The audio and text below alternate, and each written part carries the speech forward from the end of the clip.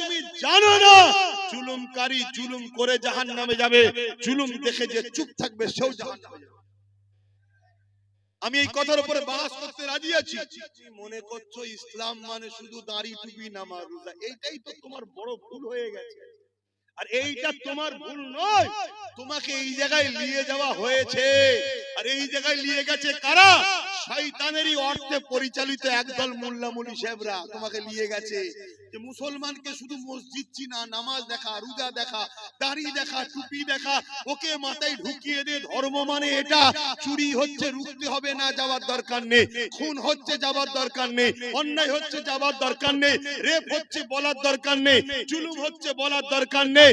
আরে তুমি জানো না জুলুমকারী জুলুম করে জাহান্নামে যাবে, জুলুম দেখে যে চুপ থাকবে সেও জাহান্নামে যাবে। আমি এই কথার উপরে বাস করতে রাজি আছি। তোমাদের ঈমানকে মজবুত করার জন্য বলছি যে আব্বাস সিদ্দিকীর এরই ফজকে মতো হুজুর কি বলছে হয়তো মনে হতে পারে কারো, অত বড় বড় সব রয়েছে, হ্যান রয়েছে, তান রয়েছে। আমি এই কথাই বাস করতে রাজি আছি।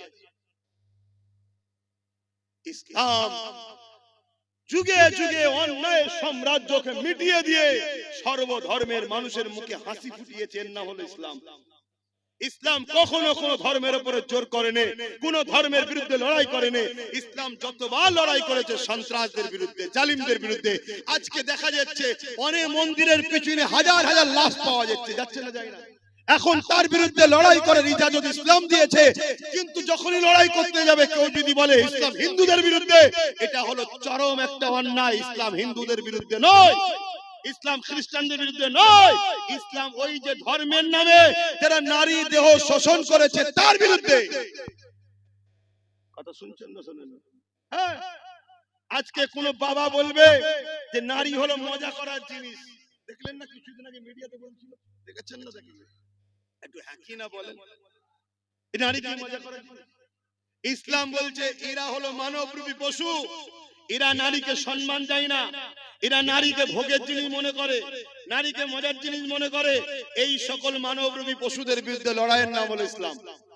এখন ওই পশুর বিরুদ্ধে লড়তে গিয়ে কেউ যদি বলে আরে আমার ধর্মগুরুর বিরুদ্ধে লড়ছে, তোর ধর্মগুরু তো একটা ছাগল, নারী কখনো মজা করার জিনিস, তার বিরুদ্ধে তো লড়তে হবে, ঠিক না বেটি?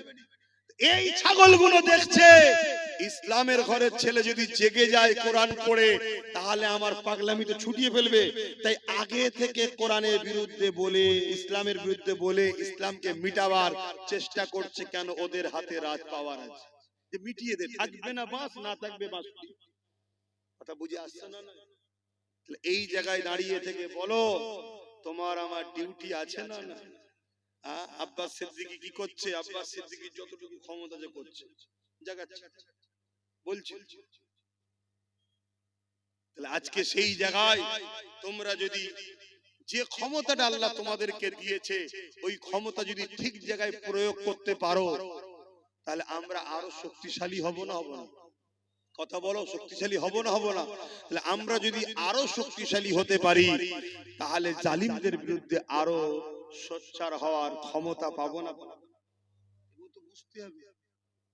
আমি আবার একবার বলছি, আমরা সবাই বাপ আদম মা হাওয়া সন্তান। হিন্দুরা আমার ভাই বোন, আদিবাসীরা আমার ভাই বোন, দলিতরা আমার ভাই বোন, সাঁওতালরা আমার ভাই বোন, মতুয়ারা আমার ভাই বোন।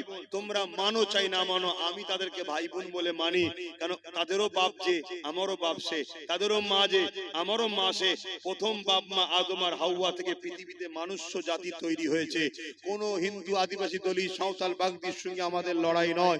সে কি ধর্ম, তার কি খাবে, তার কি পছন্দ, তার কাছে। কিন্তু কেউ মুসলমান হয়েও যদি নারীকে উপরে জুলুম করে, তার বিরুদ্ধেও যেমন যুদ্ধ করতে হবে। সে যে কোনো ধর্মের হোক, নারীর উপর জুলুম করলে তার বিরুদ্ধে লড়াই করতে হবে। শুনছেন না শোনেন? কেন? নারী মায়ের জাত, ও ধর্ম কি আমি দেখবো না? আমার মায়ের জাতের উপরে জুলুম হয়েছে, সে মুসলমান মেয়ে হলে তার পাশেও দাঁড়াবো, অমুসলিম মেয়ে হলে তার পাশেও দাঁড়াবো। তাই আজও এতদিন হয়ে যাবার পরে তিলোত্তমা বোনকে তো কম বেশি সবাই ভুলে গেছে, কিন্তু নওশাদ তার নামে এখনো ব্যানার টাঙিয়ে রক্তদান শিবির লড়াই এখনো করছে না? করে না? কেন? নওশাদকে এই শিক্ষাটা মোহাম্মদ রসুল দিয়েছে। কথা বুঝে আসছে না? হ্যাঁ, অনেকে ভুলে গেছে। অনেক ঘুরৌরি করেছিল অনেকে, সব ভুলে গেছে। কি গো, ভুলে গেছে না যাই? কিন্তু না, সে কোন ধর্মের, কি তার পছন্দ, তার কি খায়, সে কি ধর্ম করে, কাকে উপাসনা করে, ওটা আমার দেখার বিষয় নয়, ওটা স্রষ্টা দেখবে। কিন্তু এতটুকু জানি, সে একজন সৎ ভদ্র, একটা মায়ের জাত, মানুষের সেবা করতে, একটা লেডি ডাক্তার। তার উপরে জালিমরা জুলুম করেছে, এই জালিমদের বিরুদ্ধে লড়াই করে পুনের পক্ষে থাকাটা হলো ইসলাম। আমি বুক ঠুকে বলে যাচ্ছি, এতগুলো ক্যামেরায় রেকর্ড হচ্ছে, আপনারাও শুনছেন। কোন যদি মায়ের বেটা মলি সাহেব থাকে, আমার এই কথাকে কেটে দিক, যেটা ইসলাম নয়। আমরা মনে করি শুধু মসজিদে যাও, আল্লাহু আকবার, হয়ে গেছে ইসলাম। আরে 24 ঘন্টার মধ্যে 5 ওয়াক্ত নামাজ, 5 10 50, 1 ঘন্টা সময়, বাকি 23 ঘন্টা আল্লাহ কি বেকার পাঠিয়েছে নাকি? আর কি কাজ নেই? আর কি কাজ নেই? এগুলো বোঝে। ভাইরা, নওজওয়ানেরা, তরুণেরা, এ নবী বাকি প্রেমিকেরা, এই দুনিয়া তোমার আমার জন্য চিরস্থায়ী নয় গো। দুনিয়া লোভ লালসাতে আখিরাত কানা হয়ে যেতে লেগেছে।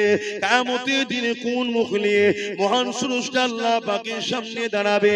যখন আল্লাহ পাক জিজ্ঞাসা করবে, হে আমার বান্দারে, দুনিয়া জমিনে যখন আমি ক্ষুধার্ত ছিলাম, তুই আমাকে কেন খানা দিলি না? দুনিয়া জমিনে যখন আমার পরনার কাপড় ছিল না, তুই আমাকে কেন কাপড় দিলি না? দুনিয়া জমিনে যখন আমার উপরে জুলুম হয়েছিল, তুই কেন আমার সাথটা দিলি না? ওই সময় বান্দা বড় অবাক হয়ে যাবে। ও রব্বি আল্লাহ পাক, আপনাকে আবার ক্ষুধার্ত কেন লাগবে? আপনি তো কায়নাতকে পালন করেন, আপনি তো রব্বুল আলামিন, তাম আলমের পালন কর্তা, আপনাকে আবার কেন ক্ষুধার্ত লাগবে? আমার আল্লাহ পাক বলতে লাগবে, বান্দারে, দুনিয়া জমিনে যখন তোর প্রতিবেশী আশেপাশে গরীব বান্দা বান্দি কোনো ক্ষুধার্ত ছিল, ওদেরকে যদি খানা দিতি, ওটা আমারই সৃষ্টি, আমারই বান্দা, তাহলে আমি আল্লাহ আমাকে খানা দিয়া হতো। ওরে আমার বান্দা বান্দিরে, দুনিয়া জমিনে যখন কোন গরীব অসহায় এতিমের পরনে কাপড় ছিল না, তুই যদি তাকে কাপড় দিতি, ওটা আমার বান্দা আমাকে দিয়া হতো। দুনিয়া জমিনে যখন আমার কোন বান্দা বান্দির উপরে জুলুম অত্যাচার হয়েছিল, বান্দারে, তুই যদি আমার বান্দা বান্দির পাশে দাঁড়িয়ে জালিমদের বিরুদ্ধে লড়াই করতি, ওরে আমার বান্দা বান্দিরে, ওটা আমারই বান্দার পাশে দাঁড়ালি, আমি আল্লাহ আমারই পাশে দাঁড়ানো হতো। হ্যাঁ বান্দা, আমার কোনো প্রয়োজন না, কিন্তু আমার বান্দাকে ভালোবাসবি তো। তাই রাসূলুল্লাহ জানিয়ে দিলে, আল্লাহ পাকে যদি দয়া পেতে চাও, আল্লাহর বান্দাদের উপরে দয়া করো, আল্লাহর সৃষ্টির উপরে দয়া করো। সে হিন্দু হতে পারে, সে বিপদে পড়লে তার উপরে দয়া দেখাও। কেউ আদিবাসী হতে পারে, সে মুসিবতে পড়লে তার উপরে দয়া দেখাও। কেউ গরিব, যে কোনো ধর্মের হতে পারে, তার পাশে দাঁড়াও। এর নাম হলো ইসলাম। ইসলাম কখনো জুলুম করা শেখায় না। ইসলাম বলেছে জালিমদের বিরুদ্ধে মজবুত হয়ে লড়াই করো। আজকে আমি দেখতেছিলাম সোশ্যাল মিডিয়ায়, এমন কোন একটা আইল্যান্ড রয়েছে কোন একটা দেশে, ওই দেশে আইল্যান্ডের মধ্যে 13-14 বছরের ছোট ছোট মেয়েগুলোকে তুলে নিয়ে যে বন্দী করা হয়, এবং ওই মেয়েদের ঘরে ইনজেকশন দিয়ে, বিভিন্ন নেশা দিয়ে, পৃথিবীর বিখ্যাত বিখ্যাত দেশের রাজা মন্ত্রী সেলিব্রিটি যাদেরকে বলা হয়, ওই 13-14 বছরের মেয়েগুলোকে ওই আইল্যান্ডের মধ্যে নিয়ে যে শোষণ করে। আজকে মুসলিম শুধু নয়, মানবতাকে জিজ্ঞাসা করি, যারা বাচ্চা বাচ্চা মেয়েদের ঘরে 13-14 বছরের মেয়েকে তুলে নিয়ে যে আইল্যান্ডের মধ্যে নিজের নফসের খিদে মিটাবার জন্য, নিজের হাবাসকে মিটাবার জন্য, নিজের শরীরের চাহিদা মিটাবার জন্য, এই ফুটফুটে বাচ্চা মেয়েগুলোকে ইনজেকশন দিয়ে, নেশা দিয়ে দিনের পর দিন শোষণ করে, রেপ করে, পরবর্তীতে তাদেরকে মেরে দেয় বা মরে যায়। কত অত্যাচার না হয় বলো? এদেরকে মেরে দেওয়া দরকার আছে না? না, এটাই ইসলাম বলেছে, জালিমদেরকে যেখানে পাবে, এমন করে মুশরিক জালিমদেরকে যেখানে পাবে তাদেরকে হত্যা করো। কেন সেই সময়ে ওই জালিমদের চরিত্র এমন ছিল, বাজারে নারীদেরকে নিলামে তুলতো, বাচ্চা বাচ্চা কন্যা হলে জ্যান্ত মেরে দিত। এ আজকের জালিমরা শোন, তোরা আজকে সেই জালিমদের জালিম প্রমাণ দিয়ে দিলি, কোরআনের বিরোধী করে প্রমাণ করলি। আজকে দিনে তোরা হলে সেই নারীর শোষণকারী, সেই দিনে যেমন ছিল আজকে দিনে তোরা তার প্রমাণ দিলি। এই কোরআন কখনো জুলুম করতে শেখায় না, কিন্তু কেউ যদি জুলুম করে তাকে মাফ করতে শিক্ষা দেয় রে।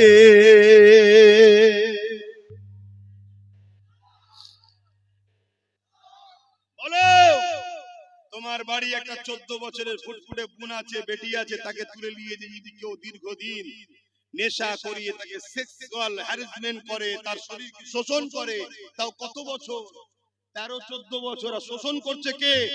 40-50 বছরের বয়স্ক লোকেরা, যারা পৃথিবী বিখ্যাত বিখ্যাত দেশের প্রেসিডেন্ট, পৃথিবীর বিখ্যাত বিখ্যাত সেলিব্রিটি।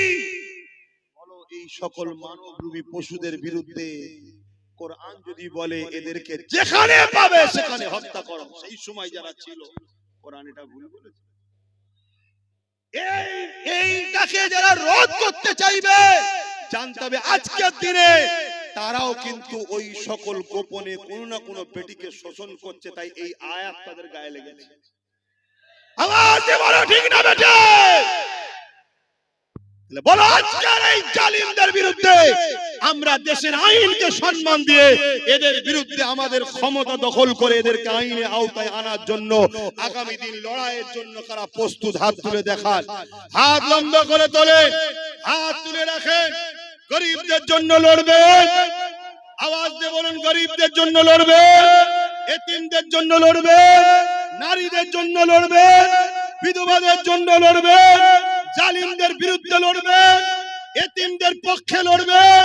যারা সন্ত্রাস হবে, দেশের সঙ্গে গাদ্দারি করবে, নারীদেরকে শোষণ করবে, বাচ্চা বাচ্চা কন্যাদেরকে রেপ করছে, এদের বিরুদ্ধে কঠোর আইন তৈরি করার জন্য আপনারা আগামী দিন লড়বেন। আপনারা শুধু নামাজ ধর্ম শিখিয়েছে, হ্যাঁ? নামাজ পড়লে তো নিজের লাভ হলো, সমাজের কি লাভ হলো? আমার নামাজ পড়াতে রেপ বন্ধ যাবে? তোমরা সবাই নামাজ পড়লে রেপ বন্ধ যাবে? রেপ এখন করছে নেতার কাজের লোকেরা। এই দেখলেন না কিছুদিন আগে 17 বছরের একটা মেয়েকে রেপ করেছিল উত্তরপ্রদেশের সরকারের এমএলএ, তাকে আবার জামিন করে দেওয়া হলো, দেখলেন? তাহলে আবার পরবর্তীতে যাক সুপ্রিম কোর্টকে ধন্যবাদ জানাই, সে রেপকে নাকি স্টেটে দিয়ে জামিনকে নাকি আবার রুকে দিয়েছে। কথা বুঝে আসছে? তাহলে এই যে রেপ বেড়েই চলেছে, কন্টিনিউ নারীরা রেপ হচ্ছে। কাদের আমলে? কাদের আমলে? যেখানে বিজেপি শাসিত সরকার সেখানে রেপ বেশি হচ্ছে, ঠিক না বেঠিক?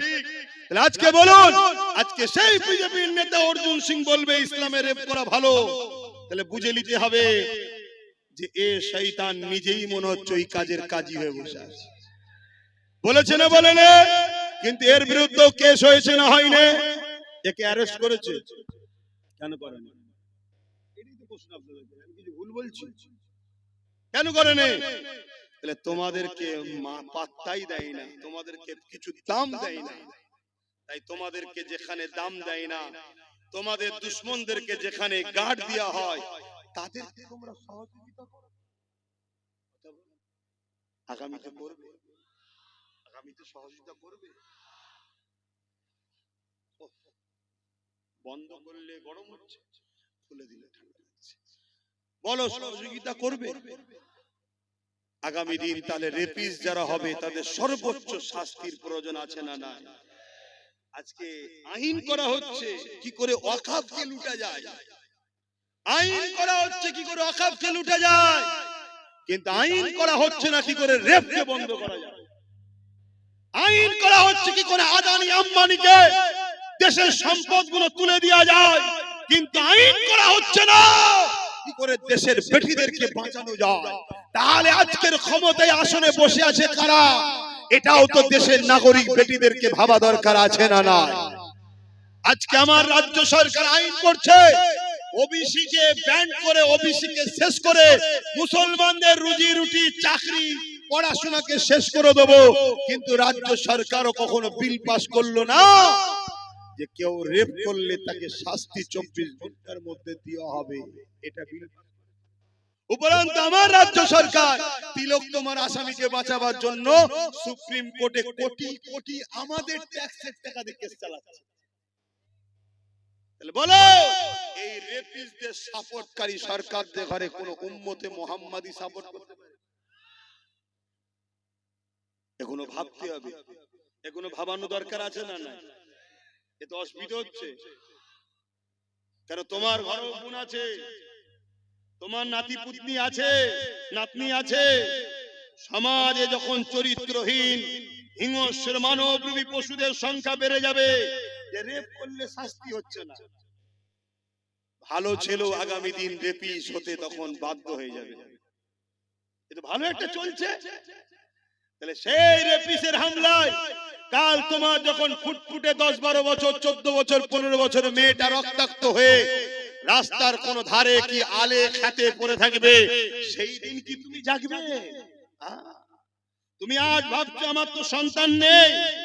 আরে জঙ্গল যখন ঘন হয়ে যাবে, কাটতে তখন কষ্ট অনেক দিন হবে। কাল তোমার বিয়ে হবে, কাল তোমার কন্যা সন্তান হবে। তাহলে বলো এই জঙ্গলকে এখনই পরিষ্কারের দরকার আছে না? না, আসো তাদেরকে সাথ দাও। যদি আল্লাহ কোনদিন আমার ভাইকে ক্ষমতায় নিয়ে আসে, আমি তাকে তো বলবো যে তোকে আল্লাহ যখন ক্ষমতা দিয়েছে মায়ের জাতের জন্য আইনটা পাস কর, যে রেপিস যদি কেউ রেপ করে কোর্ট মনিটরিং করে 24 ঘন্টার মধ্যে সে বেটাকে ঝুলিয়ে দাও। কথা বুঝে আসছে না? নাই। এবারে সঙ্গে বলবে সংবিধানে তো এটা নেই। আরে সংবিধানে তো এটাও নেই, কারো ওয়াকফকে ঝেড়ে খাওয়া যায় না। এটা করছে না, করেন না। তাহলে মায়ের জাতের জন্য যদি লড়াই করতে হয় তখন তো সংবিধান মনে পড়ে। সংবিধান বলেছে নাকি রেপিসদের ফুলের মালা পরাও? যাক, আপনাদের অসুবিধা হচ্ছে। তাহলে বলুন আগামী দিন আমাদেরকে এই লড়াই আরো জোর বাড়াতে হবে। এই লড়াইয়ে আমাদের বিরোধী হবে কারা? যারা রেপিসদের পক্ষে তারা। শুনছেন তো নাকি? এই লড়াই আমাদের বিরুদ্ধে দাঁড়াবে কারা? যারা মাতাল তারা। এই লড়াই আমাদের বিরুদ্ধে দাঁড়াবে কারা? যারা কোরআনের দুশমন তারা। এই লড়াই আমাদের বিরুদ্ধে দাঁড়াবে কারা? যারা গরিবদের শোষণকারী তারা। শুনছেন তো? এই লড়াই আমাদের বিরুদ্ধে দাঁড়াবে কারা? যারা দেশের সংবিধানকে মিটিয়ে দিতে চায়, দেশকে ধ্বংস করতে চায়। এই লড়াই আমাদের বিরুদ্ধে দাঁড়াবে কারা? যারা মানবতার বিরুদ্ধে, সভ্যতার বিরুদ্ধে, ইনসাফের বিরুদ্ধে, গরিবের বিরুদ্ধে, এতিমের বিরুদ্ধে, অসহায়ের বিরুদ্ধে। তাদের সঙ্গে আমাদের লড়াই হবে। তোমার আমার পাড়াতেও এরকম গাদ্দার মুসলমান থাকলে থাকতেও পারে। তাদের বিরুদ্ধে লড়াই করতে গিয়ে তোমার আমার হাত কাঁপবে না তো? আওয়াজ দিয়ে বলো, কাঁপবে না তো? ওই বাচ্চা বাচ্চা কন্যাগুলোর কথা ভাবো, যেগুলো তোমাদের এসেছে বা আসবে। ভাবো কত বড় লজ্জার কথা, একটা মহিলা মুখ্যমন্ত্রী হয়ে কোন জায়গায় রেপ হলে তার রেড দিচ্ছে। এটা কি লজ্জার কথা নয়? জায়গা হচ্ছে না, যে কথা হচ্ছে, ওরা ওদের ঠিক বসে যাবে। তুমি আমার কথা শোনো। কেন আমি সংক্ষেপ করবো না? আমার কথায় অসুবিধা হলো কারো? অথচ আল্লাহ নবী জানিয়ে দিলে কারো ওখানে যদি একটা কন্যা সন্তান হয়, এই প্রথম কন্যা সন্তানের মানে এই বাপকে, ওই দাম্পত্য জীবনকে, ওই বাপকে মহান স্রষ্টা রব্বুল আলামিন কন্যা সন্তান দিয়ে জান্নাতের পয়গাম পৌঁছে দিয়েছে। আল্লাহ নবী আরো জানিয়ে দিলে আমার সাহাবারা কারো ওখানে যদি পরপর দুটো কন্যা সন্তান হয়, ওই বাপ যদি কন্যা সন্তান গুলোকে পেয়ে নারাজ না হয়ে যায়, ওই কন্যা সন্তান গুলোকে নিয়ে আনন্দ খুশি করে, নিয়ামত মনে করে তাকে লালন পালন করে বড় করে বিবাহটা দিয়ে দেয়। আমি রাসূলুল্লাহ জানিয়ে দিই, ওই দুই কন্যার বাবা আর আমি রাসূলুল্লাহ তাদের সম্বন্ধে জানিয়ে দিলাম। আমি রাসূলুল্লাহ ওই দুই কন্যার বাবাকে কিয়ামতের দিন শাফাআত করে জান্নাতে নিয়ে যাব।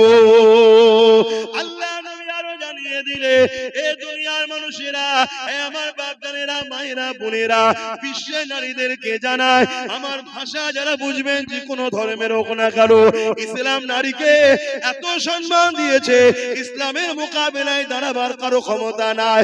ইসলাম নারীকে এত সম্মান দিয়েছে, কেউ ইসলামের মোকাবেলায় আসতে পারবে না। ইসলাম জানিয়ে দিল, আমার রাসূলুল্লাহ বলে দিলে, কারো ঘরে যদি একটা, দুটো, তিনটে পর পর কন্যা সন্তান হয়, ওই তিন কন্যার বাবা যদি ওই তিনটে কন্যাকে পেয়ে খুশি না হয়ে আল্লাহ নিয়ামত মনে করে ওই তিন কন্যাকে লালন পালন করে তার বিবাহটা দিয়ে দিতে পারে।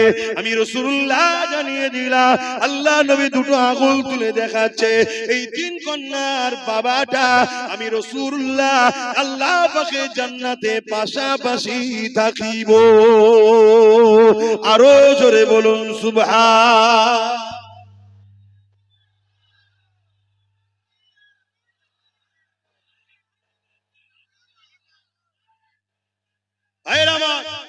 ভাবতে হবে, সেই ইসলামের উপরে মিথ্যাচার হচ্ছে কি?